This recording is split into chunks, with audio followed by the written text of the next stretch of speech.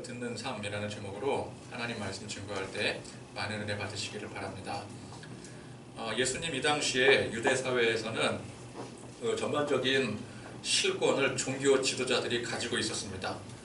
이미 이스라엘 혈통의 왕조는 끊어진 지 오래되었고요. 로마의 이제 지배를 받는 그런 시기에 로마 총독이 있었고 또 분봉왕이 있었지만 이 로마가 정치하는 그 특색상 특히 유대 지역에는 이 자치권이 상당수 인정이 되었습니다. 그래서 이 대제사장, 서기관, 바리새인과 같은 사람들이 유대 사회에 있어서 실질적인 지도자라 할 수 있었습니다. 원래 이 대제사장, 서기관, 바리새인들은 종교 지도자들 아니겠습니까?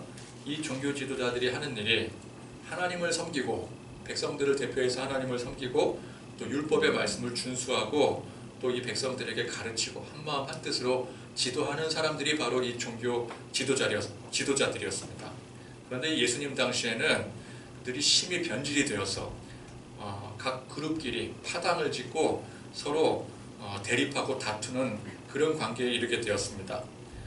하나님을 섬기고 같은 율법의 말씀을 지키는데 파당을 짓고 대립을 할 이유가 무엇이 있겠습니까?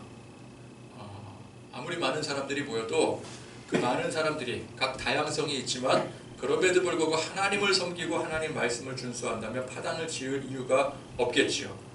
그럼에도 불구하고 대립을 하고 파당을 짓는 이유는 그들의 목적이 하나님을 온전히 섬기는 데 있지 않고 자기 유익, 즉 세상 유익을 쫓아 살기 때문에 그런 것입니다.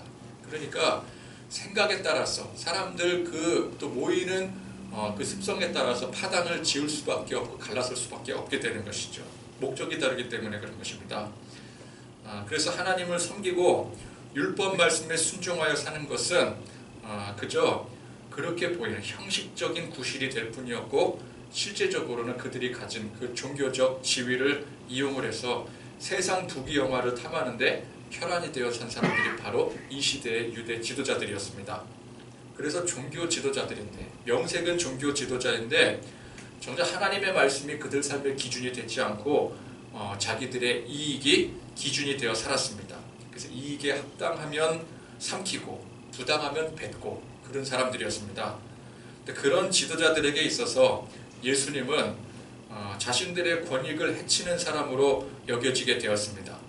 민심이 예수님에게 쏠리게 되어 있으니 민심을 잃게 되면 정치 생명 끝나는 것 아니겠습니까?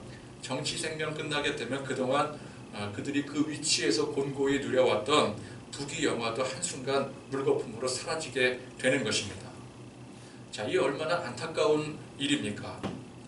유대인들은 유일하게 하나님 믿고 하나님 말씀 따라 순종하며 사는 백성들입니다. 율법 말씀에 예언된 메시아를 기다리며 소망하는 사람들이 유대인들이었습니다. 그럼 이 유대인들을 더욱더 하나님 말씀 안에 장려하고 지도해야 될 사람들이 이 지도자들인데 그들이 사실은 메시아를 누구보다도 기다리지 않고 경계했더라는 거예요. 사람들 앞에서는 장차 메시아가 오셔서 우리를 다스리시고 인도해야 된다라고 얼마나 외치고 가르쳤겠습니까? 근데 사실상 그들은 메시아가 오면 안 되었습니다. 자기들의 권익을 다 뺏길 것이기 때문에. 그래서 그렇게 파당을 짓고 서로가 물고 뜯고 싸우던 자들이 예수님에 대해서만큼은 하나로 뭉쳐 뜻을 같이 하게 되었습니다. 예수님을 몰아내는 일에 하나가 된 거예요. 여러분, 하나됨은 중요한 것입니다. 그러나 무조건 하나 되는 것이 그것이 수가 아닙니다. 나쁜 일에 하나 되는 것은 분열되는 이만 못한 것입니다. 하나됨이 중요한데 그것은 선한 일, 주 안에서 하나 되는 것이 중요한 것입니다. 우리가 착각하면 안 됩니다. 무조건 하나 되는 것이 중요한 게 아니더라는 거예요. 나쁜 일에 하나가 되어놓고선 그걸 하나님의 뜻 가운데 하나 되었다라고 착각하면 안 됩니다. 주 안에서 하나 되어야 될 일이 분명히 있는가 하면은 주 안에서 하나됨을 깨야 되는 일도 있는 것입니다.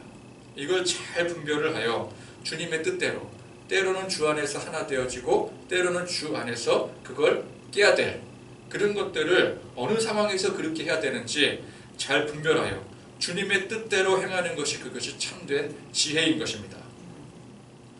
평소에 분열되어 자기 유익만 추구하던 유대 지도자들은 못된 일에 하나가 되고 있습니다. 평소에 분열된 것도 자기 유익을 위해서 그랬던 것이고 지금 이렇게 하나가 된 것도 다 순전히 자기 유익을 위해서 그렇게 된 것이었습니다.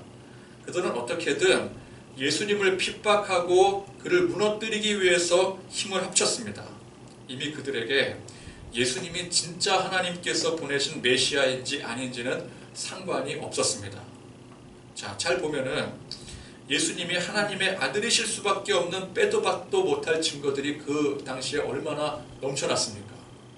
예수님이 보여주신 그 이적들, 그 증거들로만 쳐도 아, 저분은 하나님이 보내신 선지자다. 저분은 하나님이 보내신 메시아다. 저분이야말로 바로 하나님의 아들이시다라고 하는 그 증거들 아니었겠습니까? 그 증거들을 그들이 봤어요. 그죠? 얼마나 많이 목격을 했겠습니까? 근데 그걸 전부 다 부정을 하고 예수님을 안 믿는다라는 게 그게 이상하지 않겠습니까? 그러니까 증거가 어떻건 예수님이 진짜 메시아건 아니건 그런 것보다는 당장의 세상 유익이 더 중요했기 때문에 그런 거예요. 여러분, 안 믿는 사람에게, 하나님을 안 믿는 사람에게 아무리 하나님이 계시다라고 하는 증거를 아주 이성적으로 논리적으로 갖다 바쳐도 죽어라 안 믿어요. 그죠? 아무리 설득을 해도 안 믿어요. 안 믿는 사람들은 죽어도 안 믿어요. 증거를 갖다 내밀어도 안 믿어요. 보여줘도 안 믿어요. 그러니까 우리가 생각할 때 아, 저 사람은 정말 체험을 해야 된다. 하나님께서 직접 체험을 하게 해주셔야 된다 그러는데 체험 가지고도 안 믿어요. 안 믿는 사람들. 근데 우리가 생각할 때 그러죠. 저렇게 안 믿는 거는 아마 증거가 불충분해서 그럴 것이다. 증거가 부족해서 그럴 것이다. 그런데 증거가 부족해서 안 믿는 게 아니라 애초에 그 사람들은 세상 유익에 더 관심을 갖기 때문에 그걸 안 믿는 거예요. 아무리 100% 확실한 증거를 갖다 줘도 그걸 안 믿는 거예요. 근데 교회 다니는 많은 사람들 중에도 예수 십자가의 보혈을 믿는 것에 대해서 별로 중요하게 생각하지 않는 사람들이 많이 있습니다. 천국과 지옥에 대해 관심 없는 사람들이 교회 다니는 사람들 중에 의외로 많더라는 거예요.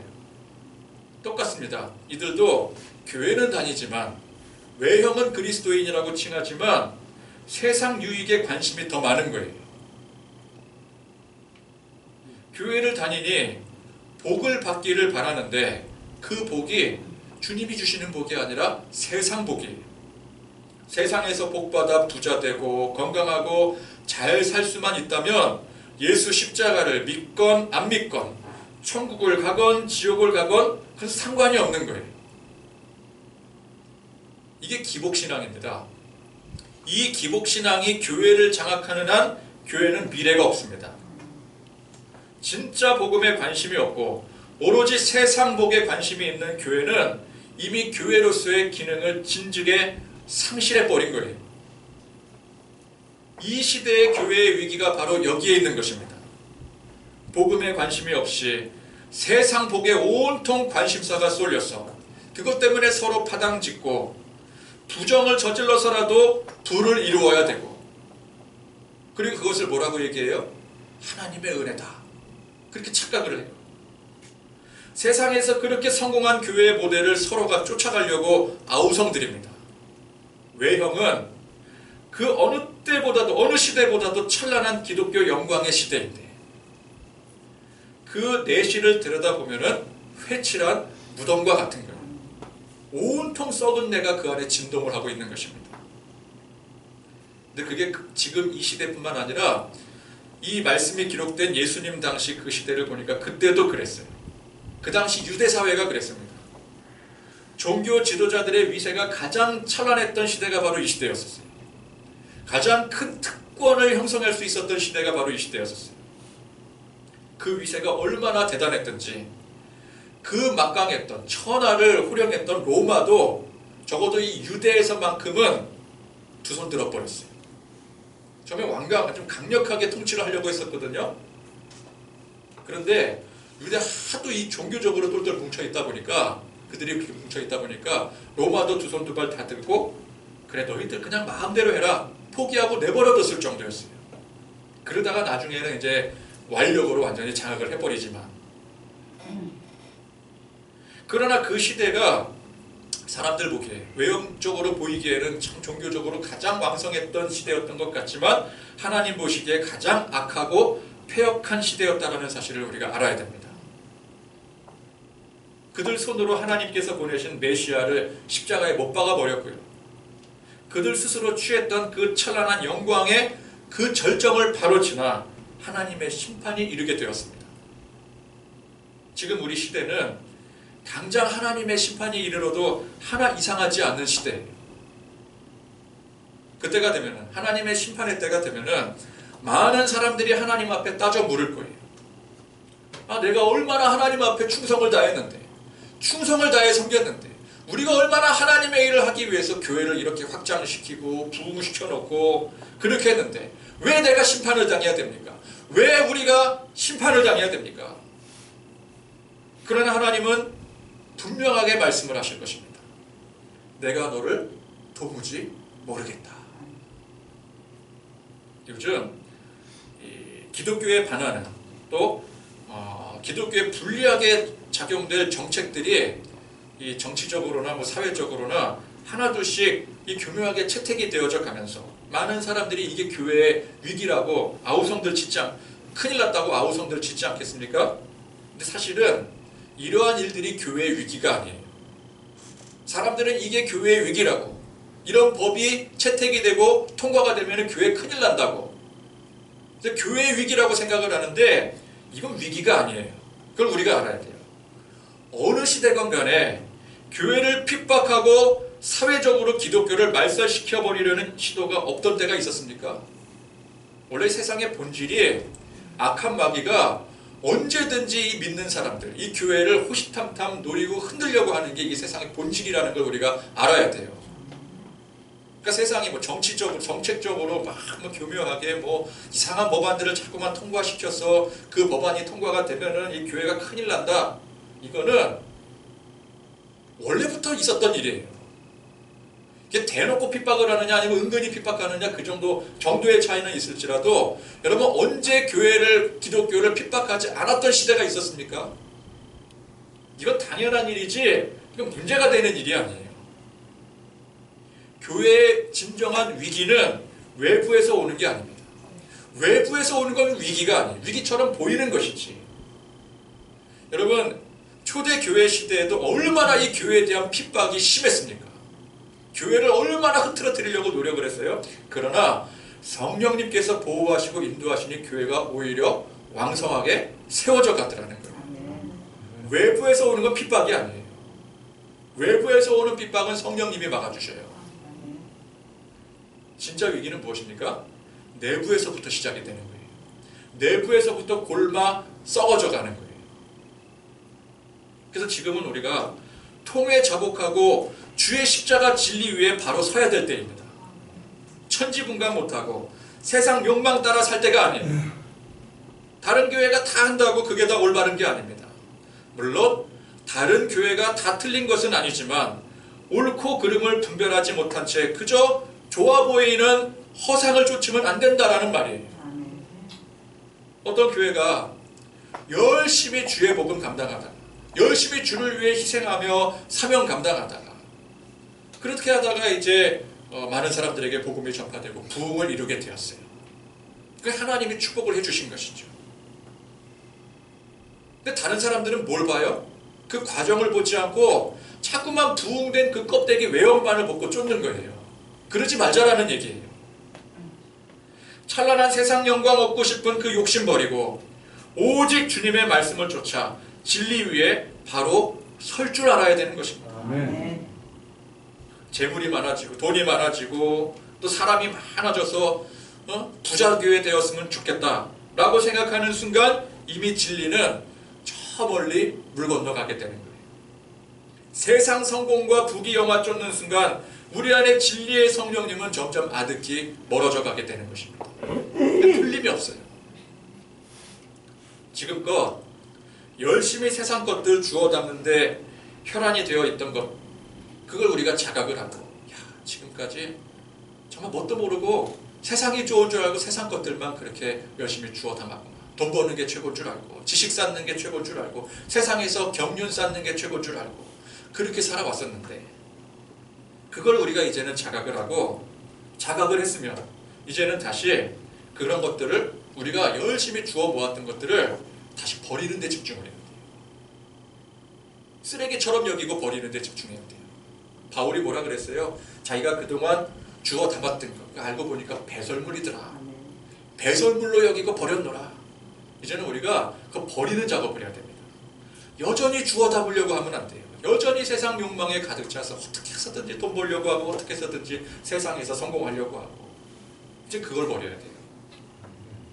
열심히 주워 담을 땐 그거 열심히 줍느라 못 보았던 것들이 참 많아요. 진정한 가치를 보지를 못했었어요. 근데 버림으로 인해서 이제 그런 것들이 보이게 되는 것입니다. 그래서 이제는 열심히 버리고 또 비우고, 그래서 비로소 안 보였던, 못 보았던 진리의 성령님의 말씀이 보이게 되었죠. 주님의 진짜 영광의 빛이 보이게 되는 그런 저와 여러분들의 삶이 되고, 그런 교회가 되기를 소망합니다. 아멘. 이 유대 지도자들은 뭐 진리가 어떻든 상관이 없었어요. 그래서 그들은 참 진리를 가리기 위해 온갖 수단을 동원을 했습니다. 태양을 손바닥으로 가릴 수 있겠습니까? 진리를 가리려고 하니 그들이 동원한 수단들이 전부가 궁색하기 짝이 없었어요. 일단 이들은 예수님을 체포하는 데는 성공을 했습니다. 사실 예수님을 체포하는 일이 어려운 일은 아니었는데, 그들 나름대로 정당성을 확보하기 위해서 애를 쓴 것이었습니다. 자, 이 절차에 따라서 산헤드린 공회에서 신문을 시작을 합니다. 이 산헤드린 공회라는 곳은 유대인들의 최고 재판기관입니다. 대제사장이 의장으로 있고요. 거기에 이제 바리새인 및 서기관들이 회원이 되어서 의결 정족수를 갖추게 되면 재판을 열 수가 있었어요. 자, 이 공회의 임무가 무엇이겠습니까? 이들이 이 종교 지도자들이었기 때문에 주로 이 하나님 말씀, 이 모세의 율법과 이 장로들의 전승을 수호를 하면서 이 말씀을 장려하고, 이를 어길 시에 어기는 자들을 처리하고 계도하는 이제 종교적인 업무에서부터 시작을 해서 백성들의 모든 민사 문제까지 처리하는 권한으로 확대가 되었던 것이 바로 이 공회에서 하는 일들이었습니다. 그런데 이 로마가 이제 뭐 자치권을 거의 인정하다시피 했다고 하지만 법적인 어떤 제한 사항은 분명히 있었어요. 그래서 이제 사법 집행권 같은 거, 특히 이제 사형 집행이라든지 이런 권한은 이 공회에 있는 것이 아니라 이 로마의 지배하에 있었기 때문에 그 권한이 로마에서 파견된 총독에게 있었습니다. 그래서 산헤드린 공회에서 율법에 의해 사형에 처하게 된 그 죄인을 최종적으로 이제 총독에게 그 안건을 올리게 되면 총독이 판결을 하게 되는 것이죠. 근데 보통은 총독이 그냥 그 지역 사회의 그 공회의 그 의견을 존중을 하죠. 그죠? 그러니까 그들이 원하는 대로 판결을 해주는 게 그것이 판례였었습니다. 근데 보통 이제 그렇게 집행을 하게 되는 것이죠. 그래서 이 공회에서는 일단 예수님의 죄를 신문을 하는 게 우선이에요. 그에게 죄 몫을 씌우게 되면은 그 다음에는 이제 총독이 알아서 이제 결탁을 했기 때문에, 다 이게 뭐 다 결탁이 돼 있는 상황 아니겠습니까? 그런 의미에서 총독이 알아서 판결을 해주는 거죠. 자, 그래서 예수님을 무슨 죄로 신문을 하겠습니까? 유대 사회에 있어서 최고의 죄 몫은 신성모독죄입니다. 이 신성모독죄 하나 적용하면 그냥 바로 즉결 처분이 가능한 거예요. 원래 유대 사회에서는 신성모독이면 바로 돌로 쳐서 죽일 수 있었어요. 그러나 지금은 그렇게 할 수 없기 때문에 일단 총독에게 올라가지만, 총독도 적어도 이 신성모독죄로 그들이 상소에 올린 거라고 한다면은 총독도 어떻게 할 수가 없었어요. 그냥 그들이 원하는 대로 해줘야 돼요. 그래서 공회에서 예수님 신성모독죄를 성립시키기 위해서 온갖 증인들을 매수를 한 것입니다.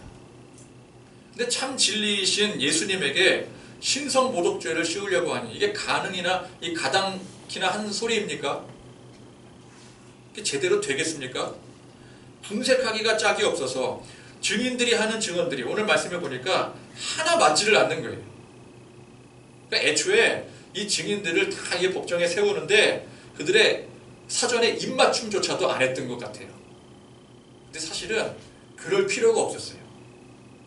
이들의 목적이 애초에 예수님에게 이 죄를, 이 신성모독이라는 그 죄의 프레임을 뒤집어 씌우는 게 그게 목적이었기 때문에 뭐 아무렇게나 증인을 갖다 대도 중요한 건 뭐예요? 거기에 모여있는 유대인들, 이 민중들이 거기에 동요를 하면 되는 거예요. 반응을 하기만 하면 되는 거예요. 그러니까 막무가내로 예수님을 그냥 처형할 심산으로 그냥 막 증거들 막 아무거나 그냥 뭐 되는 대로 갖다 붙여도 일단은 이 민중의 지지만 받으면 그만이었습니다. 어차피 정상적인 재판이 불가능한 상황이라는 것이죠.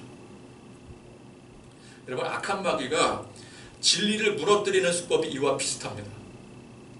아님 말고식이에요. 아님 말고식. 아니면 말고, 그런 식으로 마구잡이로 들이대는 거예요. 그러다가 하나 건지게 되면은 그걸 끝까지 물고 늘어져서 민심을 일단 동요시키고요, 들끓게 만들어서 거기에 집착하게 만드는 게 이게 마귀의 수법입니다. 오늘 지금 이 사내들인 공회에서 하는 수법과 똑같아요. 여러분 잘 보십시오. 세상에 교회를 핍박하고 온갖 비난을 퍼부어대는데 대부분 보면은 여기 이성적이거나 논리적인 게 없어요. 그죠? 당하는 교회 입장에서는 억울한 일이 참 많잖아요. 그냥 막 여기저기서 터뜨리는데 이게 대부분이 아님 말고식이에요. 아니면 말고. 여러분, 이 코로나 사태에 얼마나 교회가 뜬모를 핍박을 당합니까? 모든 코로나의 원흉이 교회에 있는 것 같아요. 사회적 분위기가. 또 그렇게 몰아가요. 기사도 그렇게 쓰고. 정말 어이가 없는 것은, 저는 스포츠를 좋아합니다. 좋아는 하는데 이게 형평상 맞지 않는 일이 너무 눈에 보이거든요. 운동경기, 예를 들어 야구나 축구 같은 운동경기를 하는데 그라운드 안에 있는 선수들 마스크 쓰는 거 봤습니까? 그라운드 안에 있는 선수들이 코로나 사태니까 적어도 1m 이상 간격을 유지하면서 플레이 하더랍니까? 여러분, 축구하는데 지금은 코로나 사태이니까 수비수가 공격수한테 1m 이상 접근하면 안 됩니다. 그런 규정 적용합니까? 마스크 쓰고? 그런 거 없어요. 일체 없어요. 그냥 땀을 비오듯이 쏟는데 막 서로가 막 엉키고 뒤집어 막 꼬이고, 막 특히 이게 격투기 같은 종목은 서로가 막 몸 부딪혀 가면서 싸우잖아요. 마스크 쓰고 싸웁니까? 그냥 몸을 부대끼면서 싸워요. 1m 간격 유지 이런 거 없어요. 그런데 그라운드 내에서 그렇게 마스크 안 쓰고 뭐 간격 유지 그런 거 전혀 신경 안 쓰던 선수들이 이제 예를 들어서 이제 쉬는 시간이 되고 아니면 이제 선수 교체가 돼서 그 그라운드 밖으로 가게 되면은 거기에 1m 간격을 유지하고 앉아있고 마스크를 쓰더라고요. 이게 무슨 천국입니까? 여러분, 그 그라운드 안은 성역이라 거기는 어떠한 바이러스도 침투하지 못할 곳입니까? 근데 교회만 가지고 그래요. 교회만 가지고. 모든 바이러스의 원흉이 교회인 것처럼. 말이 안 되는 일이죠, 사실은. 다 이게 교회가 문제라고. 교회에서부터 코로나가 발원이 됐다 그러고. 지금 코로나가 발원이 되려면 야구장에서 축구장에서 그런 데서 나올 확률이 크죠. 훨씬 크죠. 그냥 아님 말고식으로 막 터뜨리는 거예요. 애초에 교회가 잘못했다라는 전제를 가지고 기사도 쓰고 보도도 하고 그러는데 여기에 무슨 논리가 있고 무슨 합리적인 사고가 있겠어요. 그렇게 이슈가 될 만한 비난을 퍼부어대는데 여기서 사람들이 반응을 하면은 성공한 거예요. 10개를 뿌렸는데 마구잡이로 그냥 10개를 그냥 대충 뿌렸는데 한두 개만 반응을 해도 성공한 거예요. 그럼 이제 사람들이 여기에 동요되어서 같이 비난을 하기 시작합니다. 비난이라는 것은 이 꼬리에 꼬리를 물게 되어 있죠. 삽시간에 장악을 해버립니다. 이게 비단 교회에 대한 문제뿐만 아니라 사회 전반에 거쳐 대중들의 심리를 자극하는 아주 저급한 방법인데 이게 사실 기가 막히게 잘 통해요. 아주 저급한 방법이면서도 이것만큼 잘 통하는 민중을 통제하는 수단이 없어요. 그래서 독재자나 교주 같은 사람들이 지금 시대에도 여전히 기승을 부릴 수 있는 이유가 여기에 있는 거예요. 그러면 이제 대중의 심리를 이용을 해서 여기는 아무런 이성이고 논리고 없는데 대중의 심리를 이용을 한 거잖아요. 그렇게 해서 교회를 제대로 자극을 해놨으니 그럼 이제 누가 반응을 해요? 교회가 반응을 하겠죠. 그러면 여기서 게임 끝난 거예요. 마귀의 수법이 바로 여기에 있었던 거예요. 누구를 자극하려고 이 총국을 벌리는 거예요? 사람들 자극하려고 총국 벌리는 게 아니에요. 교회를 자극시키려고 총국을 벌이는 거예요. 떡밥을 물은 거죠. 고기 잡으려고 떡밥을 이게 던지잖아요. 그걸 물은 거예요. 덥석. 떡밥인지도 모르고 죽으러 가는 건지도 모르고 아님 말고식으로 뿌린 것을 덥석 물어버렸으니 이제는 교회가 여기에 집착을 하게 되는 것입니다. 지적한 내용, 지적받은 내용들 있잖아요. 그거를 반박하고 그거를 바로잡자는 데에 모든 에너지를 다 쏟아버리게 돼요. 예를 들어서 뭐 어떤 교회가 투명하지 못한 것에 대해 뭐 구체적으로 어떻게 투명하지 못한지도 몰라. 그건 관심도 없어요. 그냥 교회가 투명하지 못하다, 교회가 정직하지 못하다, 한국교회가 다 그렇다, 다 썩었다, 그런 식으로 마구잡이로 보도를 해대면은 사람들이 거기에 이제 열렬히 반응하지 않겠습니까? 뭐 교회가 문제라 그러고 교회가 다 썩었다 그러고 꼬리에 꼬리를 물면서 비난을 합니다. 그럼 이제 교회가 거기에 반응을 하기 시작해서 반박을 하는데 열을 올리다 보니까 어떻게 해요? 반박을 하려면 어떻게 해야 돼요? 교회는 절대 그렇지 않다라는 걸 어떻게 해서든지 증명해내려고 하지 않겠습니까? 그래서 그렇게 주장을 하기 위해서, 교회는 그렇지 않다라는 것을 주장하기 위해서 자꾸만 이렇게 투명한 교회를 일부러 만들려고 하고 여기에 온갖 에너지를 다 쏟아내는 거예요. 문제는 어디서부터 어디까지가 투명한 것이고 어디서부터 어디까지가 투명하지 않은 것인지에 대한 기준 자체가 없어요. 정확한 기준을 가지고 지침을 가지고 보도를 한 게 아니에요. 그 기준 자체가 모호하다 보니까 이제는 그 모호한 기준을 가지고 교회들끼리 싸워요. 교회들끼리 서로가 뭐 니네 교회가 투명하지 못하다, 아니다, 뭐 우리 교회는 투명하다, 우리 교회는 정직하다, 니네 교회가 문제가 돼서 그러는 거 아니냐, 싸우고 분열돼요. 교회끼리. 지금까지 그렇게 되지 않았습니까? 그리고 많은 사람들이 그래요.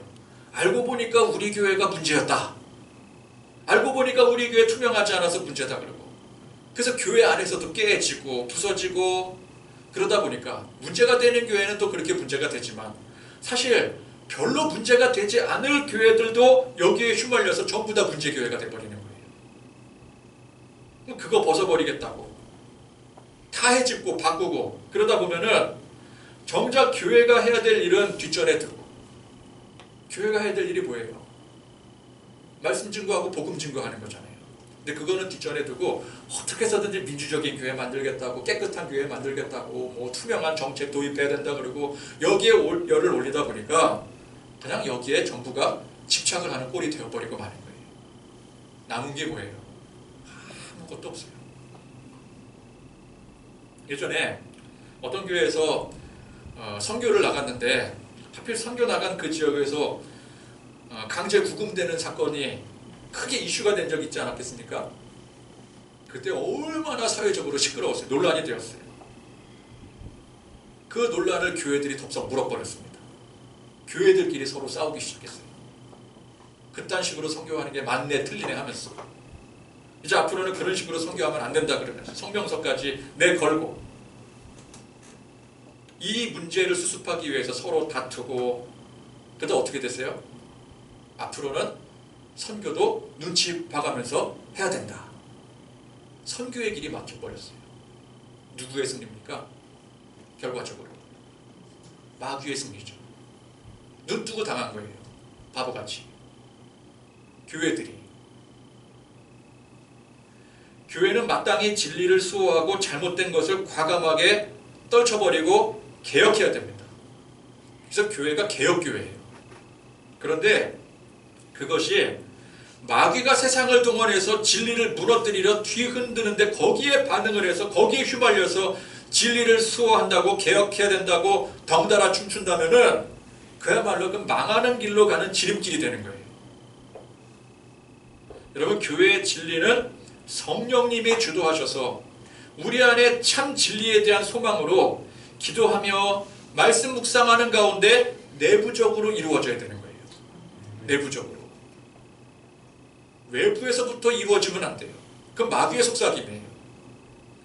사람들이 교회를 향해 손가락질하면서 교회는 이게 틀렸다, 저게 틀렸다. 그러니까 교회에서 뭐라 그래요? 아니다 그러다가 또 맞다 그러다가 또 아니다 그러면 그것도 증명해야 되니까 또 거기에 에너지 다 쏟고 또 맞다 그러면 또 그 사람들이 지적한 대로 또 고쳐야 되잖아요. 맞다 우리는 이게 틀렸어. 여기에 장단 맞춰서 신이 나서 이제 개혁을 뭐 어떤 식으로든 개혁을 하게 돼요. 그러면 그거는 그냥 함께 망하자라는 얘기예요. 같이 망하자라는 얘기예요. 옛날 우화에 그런 이야기 있지 않았습니까? 당나귀를 팔러 나간 아버지와 아들 이야기. 제가 학교 다닐 때 교과서에 실렸던 얘기였어요. 아버지와 아들이 당나귀를 팔러 장에 나가는 길에 당나귀를 이제 끌고 나가니까 어떤 한 무리의 사람들이 그걸 보면서 참 멍청한 사람들이다. 당나귀를 타고 가면 될 것을 저걸 힘들게 끌고 가냐. 그랬더니 아버지와 아들이 듣고 그 맞는 소리네. 타고 가면 될 걸. 그리고 이제 아버지가 이제 당나귀에 올라타서 아들이 이제 당나귀를 끌고 갑니다. 그리고 한참을 가는데 저쪽에 또 이제 뭐 아녀자들 무리가 수군수군 되는 거예요. 저 아버지 참 대단한 사람이다.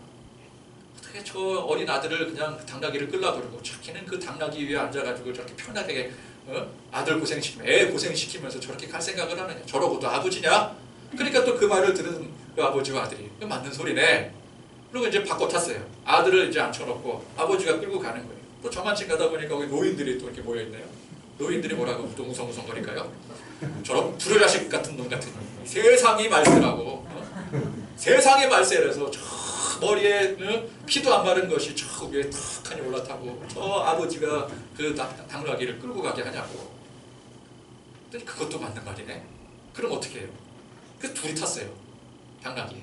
둘이 타서 사이좋게 가는 거예요. 터벅터벅 가다 보니까 저쪽에 어떤 딱 보니까 동물 애호가 무리들인 것 같아.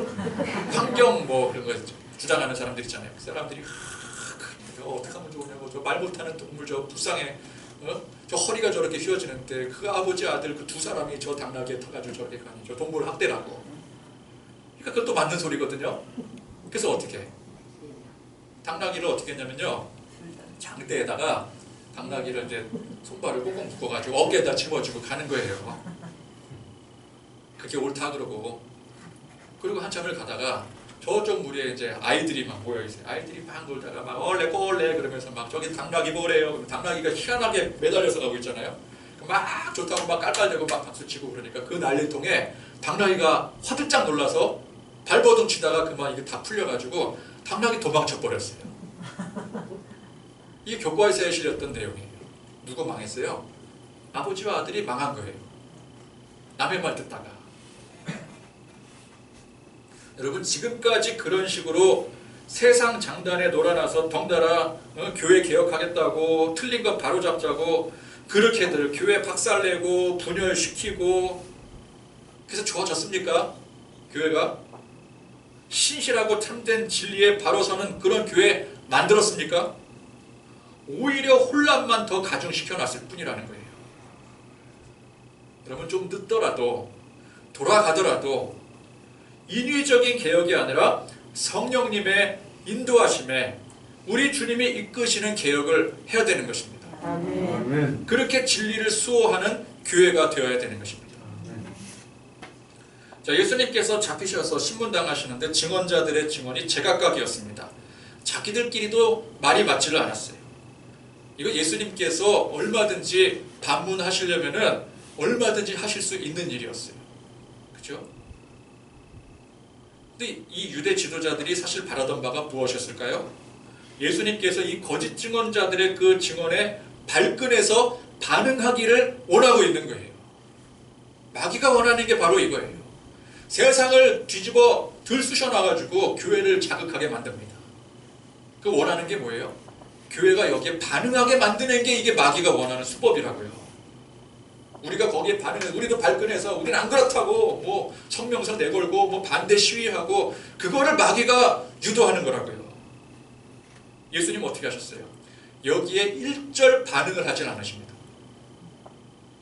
니들은 말해라. 뭐 거짓 증언하고 말도 안 되는 소리 해도 상관없다. 거짓 증언을 하건 서로 앞뒤가 맞지 않는 엉터리 증언을 하건 예수님은 거기에 대해서 묵묵부답이셨어요. 예수님은 예수님께서 분명히 하셔야 될 일만 생각하셨어요. 진리의 바른 길을 가시기 위해서 마귀의 속삭임에 반응하지 않으십니다. 우리가 그래야 돼요.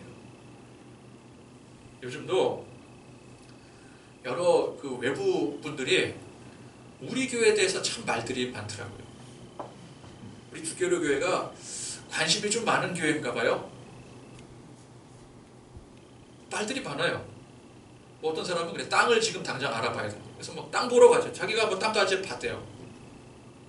지금 투자를 해서, 교회가 지금 작더라도 지금 미리 투자를 해서 미래를 대비를 해야 된대요.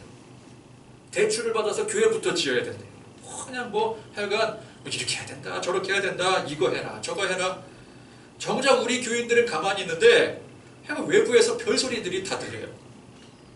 근데 이게 나쁜 소리입니까? 다 좋은 소리예요. 교회 걱정해주는 소리고 우리 교회 잘 되라고 하는 소리예요. 근데 여기에 솔깃 반응하면 안 됩니다. 이게 귀 막고 뭐 소통하지 말라 그 소리가 아니에요. 듣기 좋은 세상의 소리가 아니라 성경 말씀의 소리에 귀를 기울여야 되는 것입니다. 진리의 말씀 안에 서서 성령님께서 우리에게 주시는 음성에 귀를 기울여야 되는 것입니다. 그래서 분별을 해야 돼요. 다 우리를 위해서 하는 말이죠. 나를 위해서 하는 말이에요. 잘 되자고 하는 말이에요. 주계로 교회가 정말 잘 됐으면 좋겠어요 하는 그 마음에서부터 우러나는 진심이에요. 그러나 그것이 성령의 음성인지 세상의 소리인지 그걸 분별할 줄 알아야 돼요. 여러분, 분수를 잃고 세상 성공신화에 정신 팔려서 왜곡된 부흥론 펼치다가 교회가 지금 다 망하게 된 시점입니다. 그걸 우리가 직시를 해야 돼요. 그런데 거기에 또 귀를 기울여요. 같이 망하자라는 거예요. 정신 바짝 차리고 성령님의 음성에 귀를 기울이고 하나님 말씀에 집중을 해야 되는 것입니다. 세상은 여러모로 교회에 관심이 많아요. 교회가 싫다고, 나는 무신론자다라고 그러면서 유독 교회에 관심을 줘요. 여러분, 진짜 무신론자라면 교회에 아예 관심이 없어야 됩니다. 그죠? 나는 교회가 뭐 잘 됐든 안 되건 난 그건 상관없어. 그러면 교회 안티가 될 수가 없어요. 그죠? 맹비난을 한다라고 하는 것은, 안티가 된다라고 하는 것은 그만큼 관심이 있다라는 뜻입니다. 진정한 무신론자는 아니에요.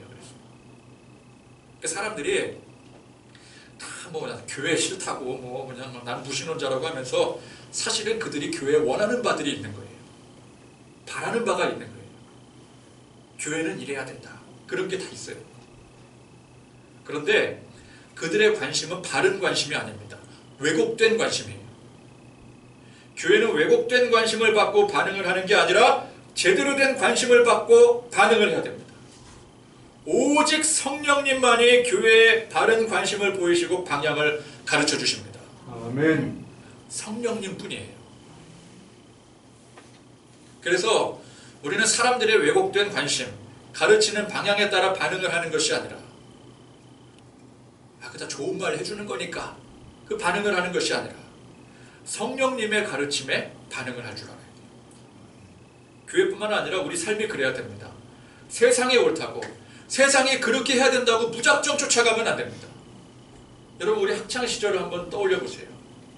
학창 시절에는 특히 우리 이제 한국 교육 사정상 무조건 대학을 가야 돼요. 그죠? 옛날에 그랬잖아요. 대학 못 가면은 잉여인간이라고. 잉여인간. 잉여인간 아시죠? 실패한 인생이라고. 그렇게 가르쳤잖아요. 대학도 아무 대학 가면 됩니까? 못해도 인서울 들어가야 돼요. 저희 때는 인서울만 들어가도 그래도 그나마 괜찮다고 했는데, 저보다 더 윗세대들은 서울 안에 있는 대학이라고 다 대학 취급도 안 해줬잖아요. 그죠? 어르신들이 그러더라고요. 뭐 서울 안에 있는 대학 이름 얘기하니까 옛날에 그 학교는 대학 취급도 안 해줬어. 그러시더라고요. 옛날에 더했어요. 그러니까 저희 때만 해도 최소 커트라인이 인서울이었어요. 거기 못 가면은 그냥 병신같이 사는 거예요. 실패자 인생 사는 거예요. 그렇게 가르쳤어요. 그래야 된다고 했어요. 그게 맞는 줄 알았어요. 그래서 고등학교 가면은 누구나 다 최소 기본이 스카이 간다 그랬어요. 스카이 뭐예요? 서울대, 고려대, 연세대. 요거 밑에는 대학 취급도 안 했어요. 그러다가 조금씩 타협해 가면서 자기 실력을, 자기 분수를 알게 되면서 그래도 인서울. 마지막 최하의 노선이 인서울이었어요. 인서울. 그러고 나서 나중에 뭐 지방 가고 그러면 실패한 인생으로 취급받는 거죠. 창피해서 말도 못하고 다녔었어요. 그죠? 그런데 정말 그렇더랍니까? 살아보니까 그렇던가요? 전혀 그렇지 않아요. 전혀 그렇지 않아요. 성인이 되어서는 좋은 직장에 취직해서 돈을 아주 많이 벌어야 성공한 인생이라고 했습니다. 알고 보니까 그것도 아니었어요. 당장 세상은 이것이 옳다고 저것이 진리라고 많은 사람들을 동원을 해서 주장을 합니다. 근데 정작 중요한 건 세상이 거기에 대해서 책임지지 않아요. 그렇게 주장을 해놓고 거기에 대해서는 일절 책임지지 않아요. 아니면 말고식이에요. 무조건 대학 가야 돼 임마. 그리고 나서 뒤에서 들리지 않는 말로 뭐라 그래요? 아님 말고. 그건 내가 책임 못 져. 그거예요. 일단 가고 봐. 그 다음 일은 네가 책임지는 거야. 무조건 대학 가야 된다고, 무조건 부자 돼야 된다고. 그래서 가르쳐주는 대로 그렇게 해봤는데 인생 허무함밖에 남지 않았더라. 공허함밖에 남지 않았더라. 그런다고 세상이 그거 책임져 줍니까? 하나도 책임져 주지 않아요. 그건 네 사정이라고 가혹할 정도로 매정한 게 바로 세상이에요. 그걸 그렇게 일생 동안 겪어왔으면서도 여전히 세상이 우리에게 이것이 옳다고, 그게 맞다고, 저렇게 하라고 주장하고 그냥 툭 던져놓으면 또 그게 진리인 줄 알고, 그게 맞는 줄 알고 그거 쫓아가는 게 우리 가련한 어리석은 인생 아니겠습니까? 실체는 고작 아님 말고예요. 아님 말고. 근데 그게 진리인 것 마냥 지금도 쫓아다니고 있지는 않은지요. 여러분, 세상이 뭐라 해도 우리는 성령님의 인도하심, 진리의 말씀이 이끄는 대로 가야 되는 것입니다. 예수님은 그들의 계획에 놀아나지 않으셨어요.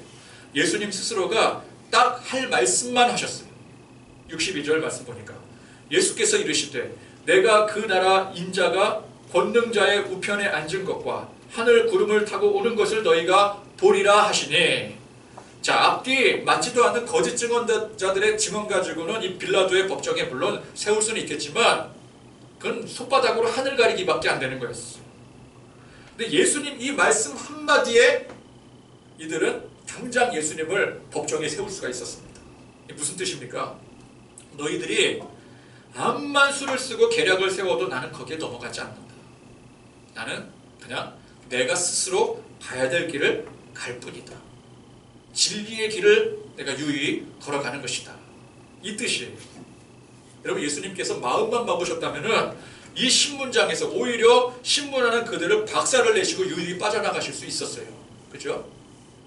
얼마든지 통쾌하게 상황을 뒤집어 엎어버릴 수 있었어요. 그럼에도 그들의 그 어줍지 않은 계략에 의해서가 아니라 예수님 스스로의 계략에 의해서 십자가의 길을 걸어가신 것입니다.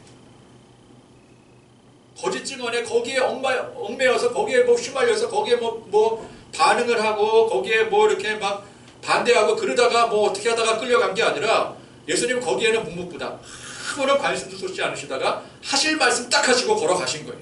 내가 가겠다 그러고 가신 거예요. 예수님을 믿는 우리가 세상에 대하여 담대해져야 됩니다. 돈 없고 건강하지 못하고 뭐 좀 일이 좀 잘 안 풀리면은 세상은 우리에게 앓는 소리를 하게 만들어요. 그래서 자꾸만 여기에 집착하게 만듭니다. 돈 없는 거에 집착하게 만들고 내 건강 없는 거에 집착하게 만들고 뭐 잘 안 풀리는 거에 자꾸만 여기에 집착하게 만들어요. 이게 결국은 세상의 노예가 되는 길입니다. 예수 믿고 진리 앞에 담대히 서는 저와 여러분들, 그런 교회가 되기를 소망합니다. 하나님의 살아계심을 믿고 예수 십자가의 보혈의 공로를 믿음으로 어떤 외압에도 굴하지 않는 굳건한 믿음의 소유자들 되시기를 바라요. 그런 담대한 믿음이야말로 악한 마귀에 대적하는 절대적인 무기가 될 수가 있는 것입니다. 그래서 세상의 거짓 소리에 귀 기울여 살던 그런 삶을 다 청산해버리고 더욱더 하나님 말씀에 귀를 기울이고 성령의 음성을 날마다 듣고 살아가는 그런 저와 여러분들이 되실 수 있기를 간절히 축원드립니다. 아멘.